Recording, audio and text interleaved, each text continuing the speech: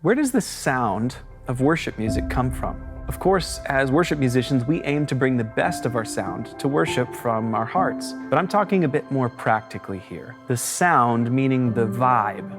You know what I'm talking about? It's that thing that's common to worship songs. I suppose we're like trends or distinct stylistic ideas. I have one in particular in mind for this video. The first time I heard it, I remember I was totally caught up in the sound of ascending angelic octaves that lifted the arrangement up into the heavens.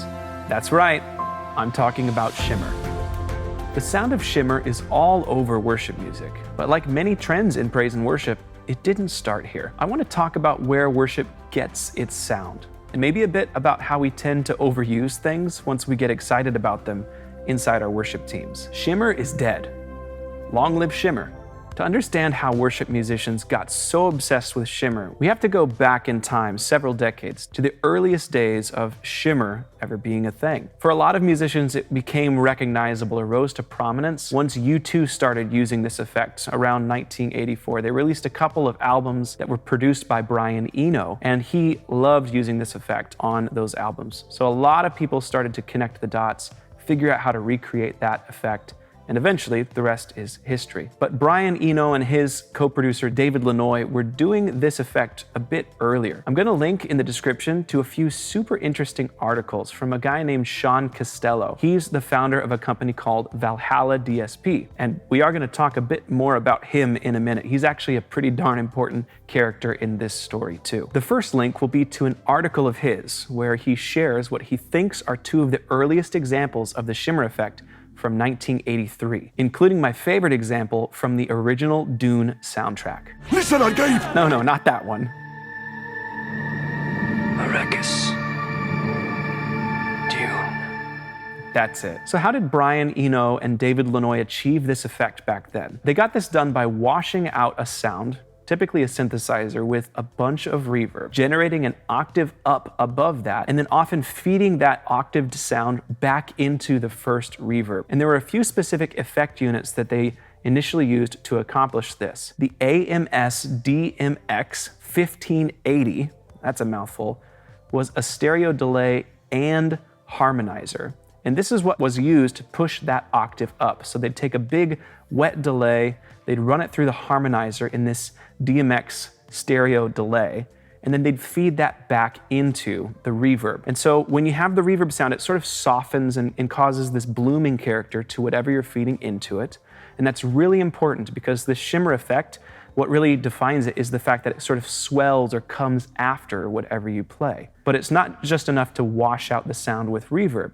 What really makes it special is the pitch shifting up a full octave, sometimes even multiple octaves, and then washing out that sound again. That's what gives shimmer this sort of characteristic of cascading or ascending, where each time that loop is repeated, everything moves higher and higher, or at least gets more and more slurred out. We'll link to another article from Sean at Valhalla DSP that goes into a bit more detail about the exact mechanics of how this effect was first achieved using that vintage hardware. It really is fascinating, so make sure you check it out. So how did worship musicians catch on to this trend? Well, if you've been part of a worship team for a while, you already know that most worship bands love U2. We first noticed this when every electric guitarist started trying to sound like The Edge with dotted eighth note delay, chimey, Vox-style distortion tones.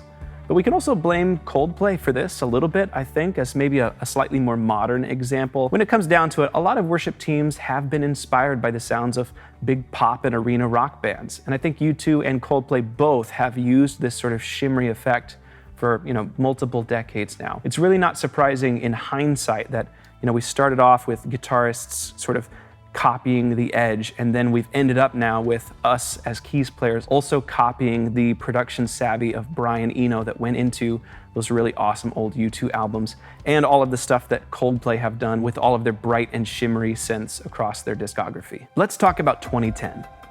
This year was a heck of a year in terms of pushing the shimmer trend all the way up to 11. The Strymon Blue Sky was an effect pedal that was released this year, and it had a shimmer mode, so tons and tons of guitarists started to latch on to this pedal, specifically the shimmer mode on this reverb pedal, as a way to get that sort of iconic shimmery U2-y guitar sound. But of course, keys players came right along behind and started running their synthesizers through it. It was also in 2010 that Valhalla DSP released their flagship plugin called Valhalla Shimmer.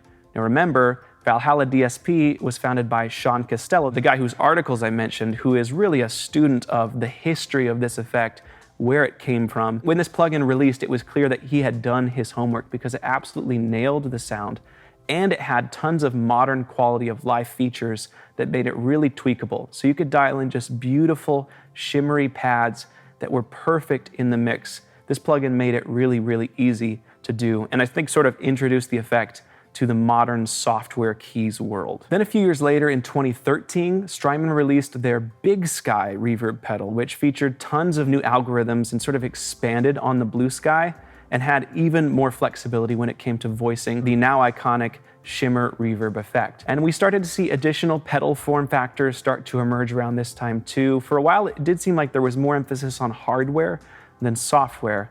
But then as the trend continued to grow, there were more and more software options too. I did run into a bit of a mystery while researching this video. I looked for the very first documented case of a shimmer reverb effect showing up in a worship song. I had some early examples that came to mind for me, but honestly, I was so terrified of being yelled at in the comments of this video when I undoubtedly got it wrong that I'm not going to tell you. Instead, if you have an early example that comes to mind, would you leave a comment and let me know, when did you first notice this in a worship song? I'm gonna say it was sometime after 2010, but maybe somebody was doing this back in the 90s, like a big Brian Eno fan worship leader. I would love to solve this mystery with your help, so leave a comment, let us know.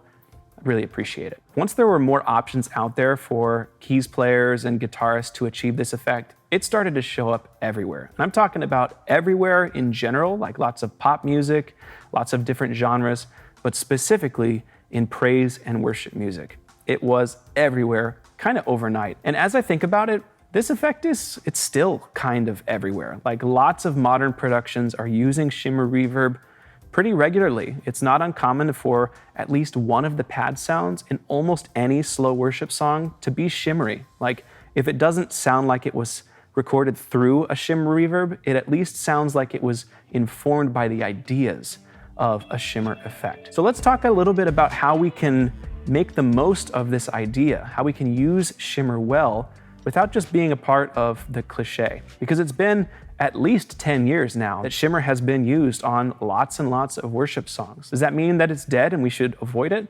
No, but I do think it means that we should use it with a bit more intentionality, a bit more discretion and purpose than we did, maybe back in 2014, 2015, when it was a big, new, exciting thing for a lot of us. We need to be tasteful, right? A little bit of shimmer goes a long way.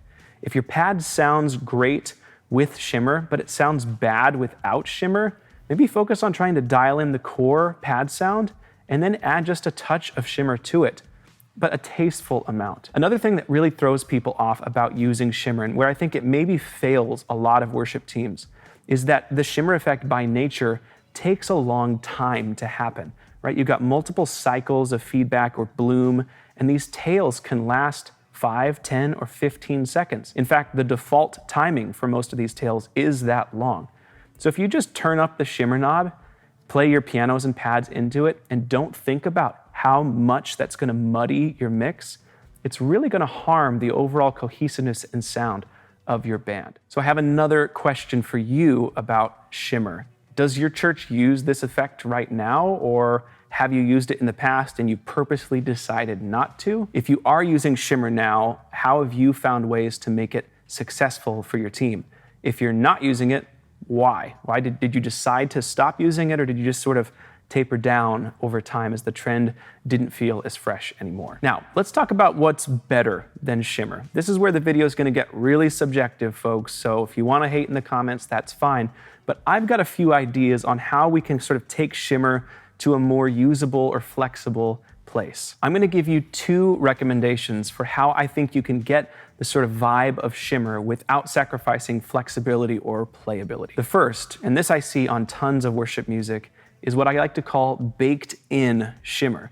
And what that means is the instrument itself, if it's sample-based or if there's recordings behind the keys, the key sounds, has that shimmer recorded into those audio files. So rather than the effect being applied to whatever you play in real time, the very nature of the sound, whether it's a pad or a synth or a piano, it has that shimmer in it. When that's baked in or recorded into the individual samples, you don't have to give up any flexibility when it comes to the decay or the tails for that sound. You have lots of flexibility, so you can play something, it gets shimmery right away, and then as soon as you take your hands off the keyboard or change notes, it can fade right out as quickly as you need it to. So there are a ton of sounds in Sunday Keys where we've baked in the shimmer sound. Any sound with shimmer in the name, most of those really do have that baked in feel instead of relying on real-time audio processing.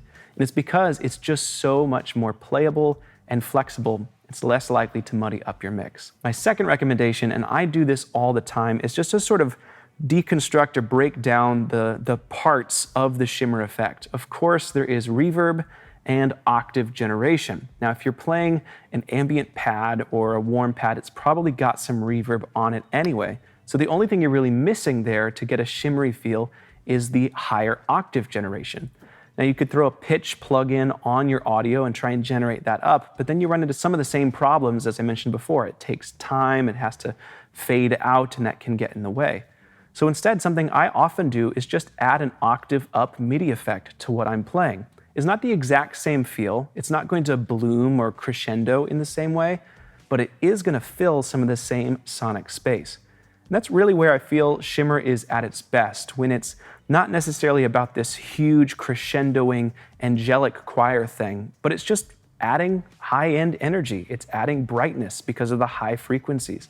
And that can be really satisfying. It can stand out on top of electric guitars and pianos.